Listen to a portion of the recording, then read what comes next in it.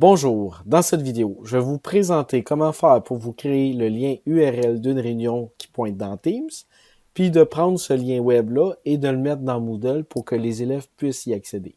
Alors c'est parti. Tout d'abord, comment générer le lien URL qui pointe vers ma réunion Teams avant de l'inclure dans Moodle. Pour cette première étape, ouvrons le site web d'Office qui explique comment créer un lien web et l'utiliser pour inviter des personnes. Donc voilà. Ici, ce qu'on me dit, c'est pour inviter des personnes avec un lien, on doit créer la réunion dans Teams, on accède à calendrier pour sélectionner la réunion planifiée, puis le lien de la réunion s'affiche sous la forme d'une URL qu'on doit copier directement. Alors, commençons par cette étape. Tout d'abord, j'ouvre Teams, je me dirige dans le calendrier, je viens sélectionner une plage horaire que je souhaite, ajouter un titre, ma réunion, Teams. Ici, je peux ajouter un élément de récurrence qui sera intéressant si je veux que mon lien URL perdure dans le temps. Je ne le ferai pas pour actuellement. Vous verrez un peu plus tard pourquoi ça peut être important. Donc maintenant, je clique sur le bouton Enregistrer. Maintenant que ma réunion est créée, si je clique dessus, vous voyez ici le lien URL apparaître avec les deux petites pages, une par-dessus l'autre. En cliquant dessus, je viens de copier l'URL de ma réunion. Première étape, terminé, voilà, ça va bien. Maintenant, je dois aller dans Moodle, aller coller le lien URL à la bonne place. Donc, pour faire cela, je vais dans mon cours, j'active le mode édition, je viens à l'intérieur du chapitre dans lequel je veux que paraisse mon lien URL, ajouter une activité ou une ressource. Je viens dans Ressources, cliquer sur URL. Dans URL externe, naturellement, c'est mon lien URL qui pointe vers mes réunions. Et dans Nom, je vais indiquer Réunion Teams de François. Et j'enregistre et je reviens au cours. Maintenant, si je clique dessus, voici ce qui se passe. M'ouvre une nouvelle fenêtre, je peux cliquer sur Ouvrir Microsoft Teams. Dans mon cas, moi, Microsoft Teams apparaît et je peux cliquer sur le bouton Rejoindre et rentrer à l'intérieur de ma réunion. À n'importe quel moment, je peux cliquer sur Quitter ou mettre fin à la réunion. Mais méfiez-vous, si vous mettez fin à la réunion, après un certain nombre de délais de temps que je vous indiquerai, la réunion ne sera plus accessible via le lien URL. Si vous voulez conserver le lien URL indéfiniment fonctionnel, vous devez simplement quitter en cliquant sur le bouton rouge qui s'appelle Quitter, ce qui ne mettra pas fin à la réunion, mais qui la conservera tout au long du temps. Donc, je clique sur le bouton Quitter. Mais combien de temps l'URL d'une réunion dans Teams reste-t-il valide et fonctionnel?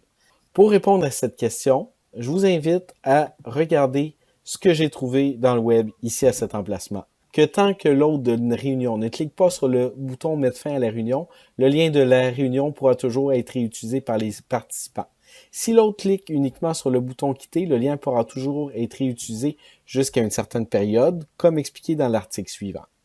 Donc, si je regarde l'article suivant, ce que je réalise, chaque fois que je crée une réunion régulière, donc c'est l'heure de début plus 60 jours que la réunion va expirer après ce délai. Donc, ce qui veut dire qu'après 60 jours d'activité, maintenant, l'URL ne fonctionnera pas. 60 jours étant 2 mois, c'est quand même très bien. Mais si vous voulez avoir plus, ce que je vous invite à faire, c'est vous créer une réunion avec une récurrence. Puis, c'est toujours l'heure de la fin de la dernière occurrence, plus 60 jours, qui va être tenu en compte lorsque vous créez un type de réunion avec une récurrence. Donc, je profite de l'occasion pour vous montrer comment créer une réunion avec une occurrence.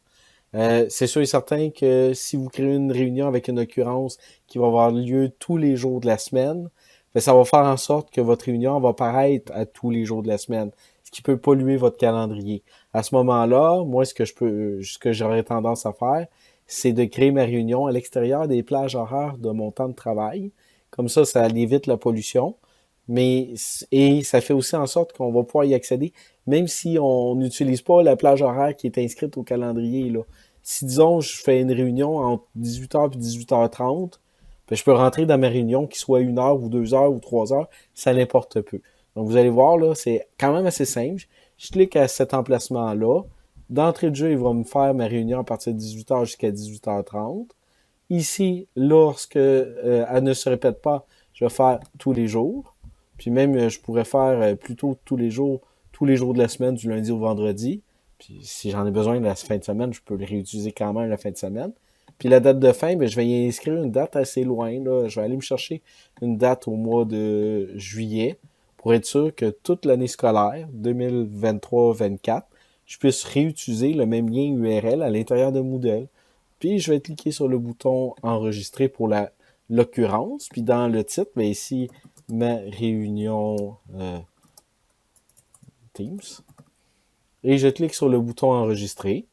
Et comme de fait, vous allez voir que ma réunion Teams va apparaître à partir d'aujourd'hui jusqu'au mois de juillet. Et à n'importe quel moment, je peux cliquer sur le lien URL pour le copier. Ça va être tous avec le même lien URL. Allez coller ça dans Moodle et ça va fonctionner. Donc voici ce qui complète cette vidéo tutoriel. J'espère que vous avez aimé, que vous allez pouvoir la réutiliser avec vos cours, avec vos élèves. Au revoir!